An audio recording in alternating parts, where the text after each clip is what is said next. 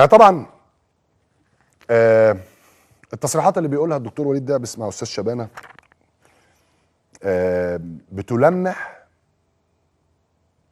بان في سبب اخلاقي او سبب غير فني كان السبب الرئيسي في رحيل احمد رفعت عن الوحده، من غير ما يتقال. لان النهارده لما يبقى الرد لماذا رحل احمد رفعت عن الوحده سؤال عادي من الاستاذ شبانه، فالنهارده يكون الرد ان لا تعليق. اول حاجه لا تعليق دي مش كويسه، ده تلميح بان في حاجه مش كويسه. نمره 2، مش هصرح بالسبب ولا عمري هصرح بالسبب، ولا انا ولا الاداره القديمه، لان احنا كنا بنحبه وما زلنا بنحبه. ده تلميح اكبر بان الولد عمل مشكله هناك. وده بقى يعني احنا كده خرجنا بقى بره الكوره والرياضه، وخرجنا بره كل حاجه، وخرجنا بره الاصول وكل حاجه، ودخلنا هنا في ان احنا بنتهم واحد توفاه الله وغير قادر على الدفاع عن نفسه، وبنتهمه بشكل يعني مش عايز اقول مباشر، بس حتى بالتلميحات بنتهمه بحاجه هو مش هيعرف يدافع عن نفسه فيها، هو خلاص بين ايد ربنا. هل ده ليه علاقه بالانسانيه؟ يعني احنا يا جماعه انتوا بتموتوا الراجل بعد ما مات؟ يعني الراجل كانت احد المسببات الرئيسيه اللي خلته تعب انه اتحبس، وانه ايا كان هو اللي غلطان مين اللي غلطان مش دي قصتي، لكن في النهايه احنا عندنا شاب صغير مستقبله اتدمر قبل ما يموت، تعرض لضغوط كبيره جدا، وعرفت ان هو كان عنده يعني اكتئاب وكان تعبان نفسيا، والاهمال وعدم الاهتمام باعاده تاهيله نفسيا، ولعبوا مباشره لعبوا بعد ما خرج بوقت قصير جدا وهو غير مؤهل نفسيا للمشاركه، كان سبب رئيسي من اسباب وقوعه، وكان بعد كده كان سبب رئيسي من اسباب وفاته. فاحنا مش عاجبنا ان الراجل كل ده اللي حصل له قبل ما يموت، وكمان بعد ما توفى ومات بنتهمه. هل ده ليه علاقه بالانسانيه والضمير؟ انتوا ما عندكوش اولاد، وحتى لو ما عندكوش اولاد هل ده ليه علاقه بالانسانيه؟ هل الكلام اللي بيتقال ده يا جماعه ان انا النهارده ألمح بحاجات ممكن ان هي تسيء لولد وشاب توفاه الله بين ايد ربنا وما عندوش امكانيه الرد، ولا الناس اللي حواليه هيردوا بحاجه؟ لان انا بقول لكم الناس اللي حواليه لو كانوا عايزين يردوا من الاول كانوا ردوا.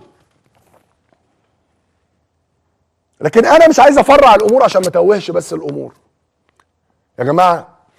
التصريحات دي، وتاني انا باكد ان انا بقول ان من حق الدكتور وليد دعبس رئيس نادي مودرن سبورت ان هو يدافع عن نفسه ويدافع عن ناديه ويدافع عن موقفه، لان ناديه جزء من القصه، صح؟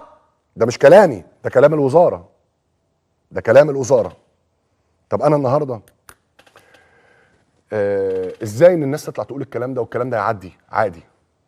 طبعا بعد كده اداره مودرن سبورت، اداره النادي يعني شافت ان الكلام اللي بيتقال، والناس اللي حوالين بتاع شافت الكلام اللي اتقال ده لا كلام خطير وكلام ما يتقالش. فالنهارده طلعوا بيان قال لك ان احنا في تعليمات ان ما فيش حد يتكلم اعلاميا.